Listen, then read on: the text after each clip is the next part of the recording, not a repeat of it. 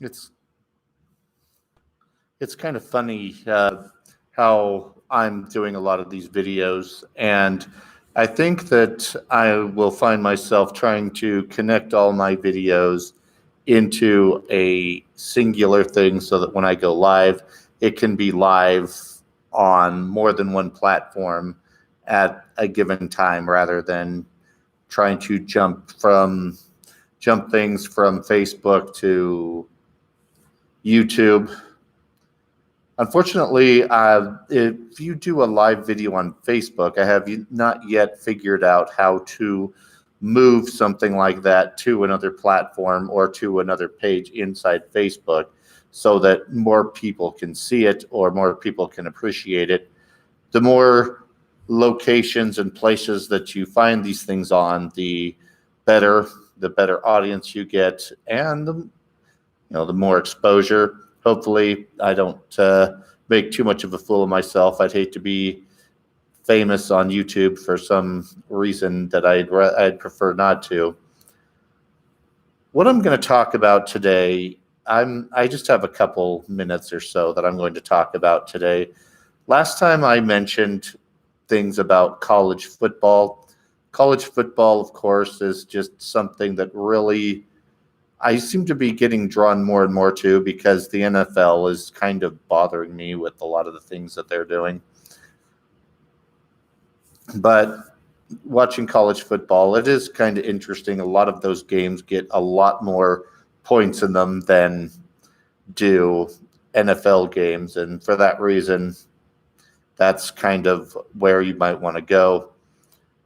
And there's a lot more college football games than there are NFL games. So even if you don't like a team or whatever, go to another channel or just wait a couple hours and then another game will come on. Having said that, let's just go back to what I'm going to be talking about, and that is I've been trying to find a really good medium, a good way of talking about the traditional and cultural things that I have been researching. Sometimes I just do not find enough information or as much information as I'd like before I go online or I go live or whatever. The main issue then, of course, is how do I go and I find those particular things? I a lot of times have asked my connections on LinkedIn for them. Of course, they don't always respond. A lot of my LinkedIn connections, I sort of just reached out to I don't know if I'd say randomly, but I kind of reached out to them even though I didn't know them, and they accepted me probably because they accept everybody, or they just thought, oh, here's somebody, well, maybe I'll let them in and maybe they'll say something to me. But then I ended up getting over 28,000 such links. And when I did try and reach out to some of them, they did not get back to me, which is sad, but I certainly understand that you might not want to react to everybody. I get a lot of people reaching out to me that are asking me, are you interested in Bitcoin, or how would you like to make money off of your podcast? I can help you out and do that. So far I have not taken any of them up on that offer, though one person did suggest that there is a group on LinkedIn for people who either make a living off of their podcast or who have podcasts on a bunch of different platforms. And those particular platforms are basically the main ones that people go to read or to watch podcasts or listen to podcasts. Maybe I will end up going over there once I've figured out how to set everything up. Like I said, I'm going to want to do that probably when I can figure out a way to get everything onto that particular platform at once, either going live or by saving it and then putting it on. I do not know how many people on Podbean or how many people on Apple iTunes or podcast one, how many of them are Spotify are doing things live, or do they just put in recordings? I'm assuming that most of them are going to be recordings, but well, I'll have to ask an expert. As you can probably guess, I am definitely not an expert in that area. And I just keep finding myself in a situation where I'm going to have to do things like this and go live using just my video. I see that I'm kind of getting too close to the 6-minute mark.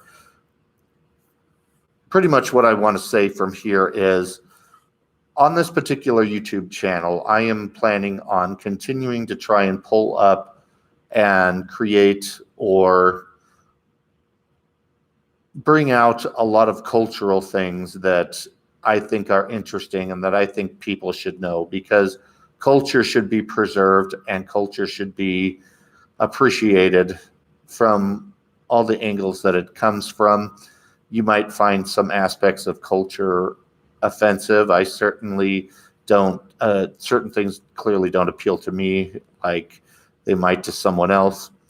I definitely have spoken to my fellow folklorists and they feel the same way, but they are still professional enough that they can take it in and take in what you have to say and note it and then move on. I don't know how judgmental they are to the people they interview in those circumstances, but I just want to make sure that things are going to continue on along the same veins as my Bail Edition-ish episodes are that are on here. Those Bail Edition-ish episodes are all edited from Adobe Audition. They were not done live. They were recorded, and then I edited them and set them in. That's why they sound more fluid than they might otherwise have, because I am not always the smoothest talker. Just stay tuned then in the future. Soon I am going to be presenting some cultural things that I think are really fascinating, especially during this time of COVID. A lot of things are really coming to the surface. And of course, a lot of people have more time to go in and find things that are culturally significant and study them. I just kind of wish I had some connections in other countries who are willing to talk to me. Who knows, if I put out the word on LinkedIn, maybe someone will get back to me and be willing to talk to me either on a Zoom call or whatever, so that I can record it and then maybe put it here or on some other format. So far, most of my, except for on this particular YouTube channel, most of my work actually showed up on Podbean at Utah State University. That's their podcast. It's an Aggie Radio podcast, but it's on the Podbean platform. So stay tuned. I am going to be bringing some things up here in the near future. I've got a lot of things planned out that look much better than this. So, and if you didn't happen to notice on my planner there, the Folklore Society of Utah is having their annual meeting this week. I am very excited. I was able to attend the American Folklore Society meeting because it was online rather than only in Tulsa, Oklahoma. If not for that, I would not have been able to attend. We'll see if I'll be able to pull off Harrisburg next year. Have yourself a wonderful day, and stay tuned. I'll be back with more things, and I'm hoping to be able to I'll be able to create a few things that'll make this screen a little bit more interesting. There's always something that you can do to improve your work. Have a wonderful day, and I'll talk to you soon.